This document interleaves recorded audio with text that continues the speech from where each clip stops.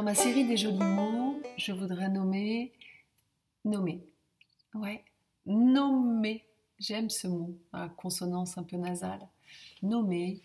Nominer, nomenclature, nomination, no man's land. Non, ça n'existe pas. Dénomination, innommable. Ignominie, un mot pour Louis de Funès, ignominie, ou pour Jean-Louis Foulquier dans Tout ce qui est dégueulasse porte un joli nom. Une vieille chanson, oulala, ça date. Ignominie, un joli mot, mais un sens terrible. Donc nommer les choses, c'est les révéler, quelque part. C'est un synonyme de dire nommer, mais en plus profond, en plus puissant. Est-ce que il vous est déjà arrivé d'être dans une situation un petit peu pénible, que ce soit une situation au boulot, ou conjugale ou médicale?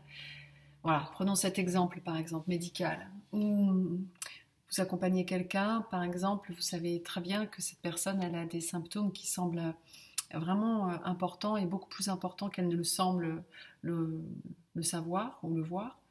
Et vous redoutez le verdict, le diagnostic de la maladie, qui finit par tomber par le médecin. Et oui, c'est bien un cancer. Rien que de le dire, le mot fait une décharge dans le corps. Et oui, c'est bien la maladie d'Alzheimer. Pareil. Alors là, maintenant, il y a quelque chose qui se passe, on ne peut plus reculer. La maladie a été identifiée, et elle est claire, la réalité est posée et nommée. Il n'y a plus ce petit temps qu'on avait pris, ce petit temps de sursis qui était un temps de paix, un temps de sérénité, de tranquillité, où tout était encore possible, même si on savait déjà, on supputait que c'était important. Et c'est bien normal de réagir comme ça, c'est humain, on veut se protéger. Mais lorsque on se protège trop, quelque part, lorsqu'on fait trop de distance, qu'on laisse trop d'espace à cette parole non dite, eh bien justement, naissent les non-dits. Et les non-dits en disent long, si j'ose dire. Et oui, parce que ce qui n'est pas nommé va prendre de la force, de la puissance, de l'ampleur et va pouvoir se transformer en mal-être, en malaise. On voit bien, par exemple, les non-dits dans certaines familles, les ravages qu'elles peuvent faire, non seulement dans la famille actuelle, mais aussi, si c'est des non-dits, dans les générations d'avant, elles ont encore des répercussions dans les générations d'après.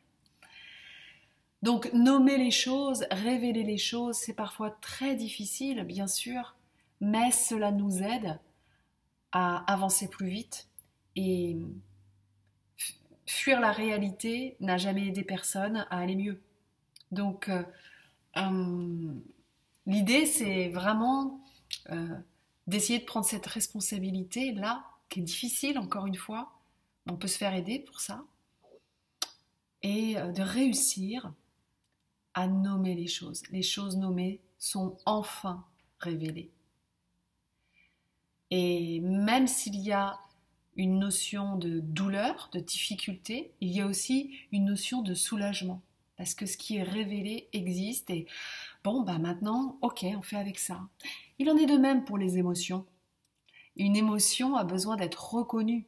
Et pour être reconnue, il s'agit de la révéler aussi, pareil. Donc de la reconnaître. On reconnaît l'émotion et une fois que l'émotion est reconnue, alors le bénéfice, c'est un soulagement immédiat. Tout à coup, on réalise que c'est la peur qui nous traverse. Et parce qu'elle est nommée, elle est vue. Et parce qu'elle est vue, quelque chose se détend. Vraiment, c'est systématique. Vous pouvez le vérifier dans votre vie. Et c'est la première étape de la gestion des émotions. Il y en a d'autres derrière, mais déjà, celle-là, elle est très très importante. Certaines personnes que je rencontre me disent « Moi, j'ai pas d'émotion. Ah non, mais moi, les émotions, ça montre à quel point ces personnes sont dans le déni, donc dans la protection. Parce que évidemment, tout le monde est traversé par des émotions. Et tant mieux, parce que c'est le sel de la vie. C'est ce qui nous différencie d'un être inanimé.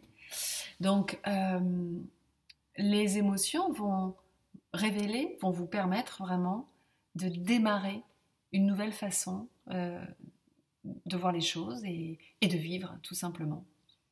La suite une prochaine fois.